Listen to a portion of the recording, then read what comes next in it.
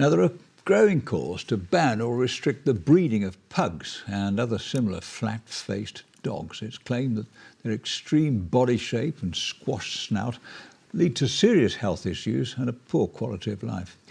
Well, Norway became the first European country to outlaw pug breeding earlier this year. But such a move here may prove controversial, as Nick Smith reports. Many have fallen in love with their big eyes, chunky cuddly bodies and squashed snouts. And fans of flat-faced pups have skyrocketed in recent years. According to Kennel Club figures, registrations of pugs have seen a 5-fold increase in the last decade, while for French bulldogs, that figure has jumped 10-fold. But sadly, data also shows these dogs are far more likely to need frequent trips to the vets than most other breeds. Pug owner Alexandra Crowther from Leamington Spa also runs a pug-themed cafe. She's a fan of the breed and claims they can live happily if bred correctly. I just always wanted a pug. And their characteristics, because they're quite loving, they're funny, they're quite loyal.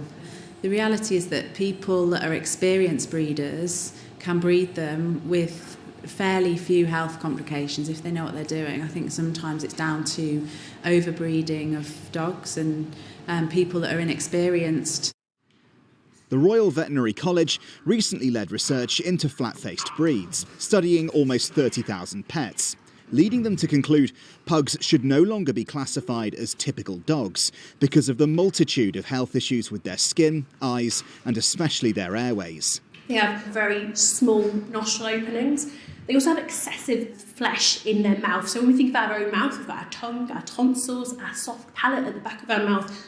All of those structures are in a much smaller space because we've selected them for such a short head, which means it's crowded and it's really difficult for air to get into their lungs, which causes this characteristic snoring and snorting noise. That is that dog struggling to get air through its airways. The pug's body shape right now is not set up for good health for them and is leading us to question, should we continue breeding dogs with this body shape? A host of animal welfare organisations are now campaigning for advertisers to stop using flat-faced dogs to try and reduce their popularity. Many end up in rescue centres, with a growing number of owners struggling to afford the costly surgery to try and ease their conditions. They've become extraordinarily popular, these dogs. We sort of normalise their look and their behaviours. Social media has played a real part in that. But we know that a large number of owners just are not aware of the health issues. In the surgery we do to open the nostrils and to cut the soft palate back, it's really a salvage procedure. This isn't returning these dogs to normal in any way at all. You really must give so much thought as to whether you're, well, not just financially, but emotionally prepared for some of the issues that these dogs will have. Many breeders do insist they use responsible methods to breed for less extreme faces and body shapes.